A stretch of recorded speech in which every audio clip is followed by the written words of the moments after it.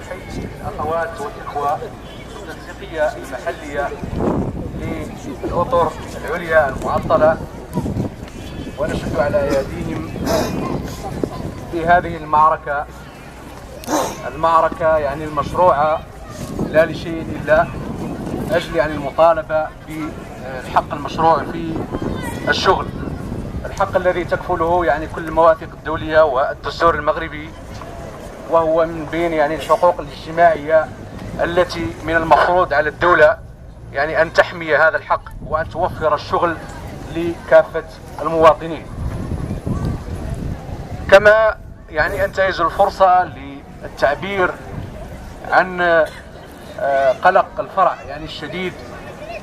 من يعني تنامي يعني هذه الهجمات الشرسة على المنطقة وعلى أبناء المنطقة طيلة يعني سنوات، وخير دليل على ذلك ما يتعرض له الآن الطلبة من اعتقالات ومتابعات يعني ومحاكمات صورية، ومباشرة بعد تفكيك مخيم تزيمي بالقوة، والذي راح ضحيته يعني العديد من الأبرياء والسجناء المعتقلين الصحراويين الآن في السجون، وما لحق ذلك من متابعات ولوائح مبحوث عنهم يعني في غياب المحاكمات العادلة.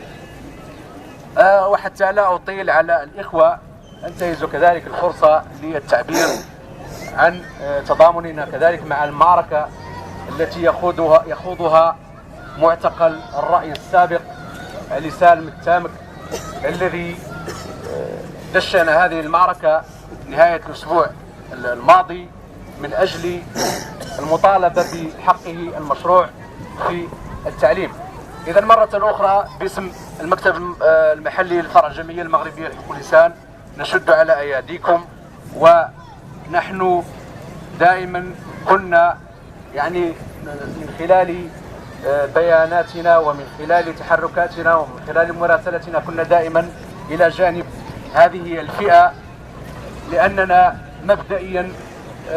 مع الحق في الشغل، مع كافة الحقوق الاجتماعية، مع كافة الحقوق الثقافية والاقتصادية، وكذلك الحقوق المدنية والسياسية. وتحية نضالية.